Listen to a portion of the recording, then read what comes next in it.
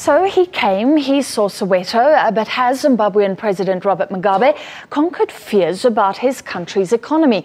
Mugabe's official state visit to South Africa is now over. It ended with a meeting of the SA Zimbabwe Business Forum today. The meeting, presided over by Mugabe and President Jacob Zuma, was attended by ministers, officials and executives from both countries.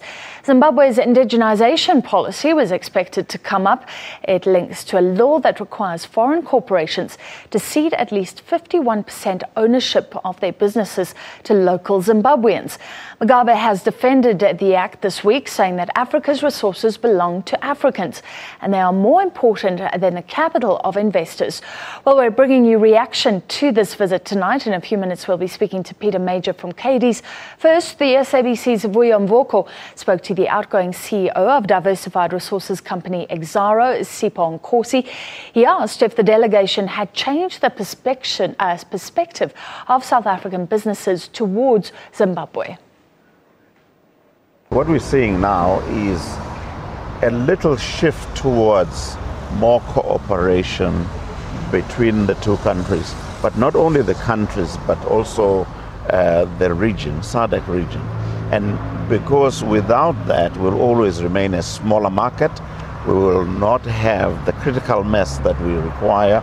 We won't have the skills that we have and the infrastructure to ensure that these things work. So this kind of collaboration and the agreements that they're coming up with, I think are critical. It's not too little too late.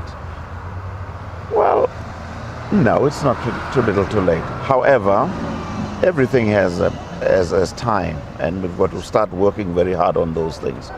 As you know, mining, once you develop a resource at a particular space, it tends to help grow the economy. You tend to get a good infrastructure. You tend to get quite a lot of things happening around that. So mining is still important. It's not too little too late. But what stopped what these leaders were promising today from happening before? Were they looking the other way? Or did their predecessors do little than they were supposed to do? What, in your view, stood in the way of Zimbabwe and South Africa coming together and doing what these leaders are promising to do now? Well, listen, it's always an evolutionary process. I mean, the countries that today are more successful than the others had their 40, had their 50 years, had their 60 years. And I suppose, I mean, after every transition, you go through that process of trying to find yourself, redefining things, redefining the new laws such that they suit the current condition. And all countries have been going through that.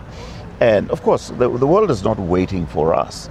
It is important that we do this one with speed. Speed is going to be important in getting to that. So what stopped them? No, I think they've been grappling with other issues. And I think now it's the time to deal with these issues and in the way and the manner they are handling them.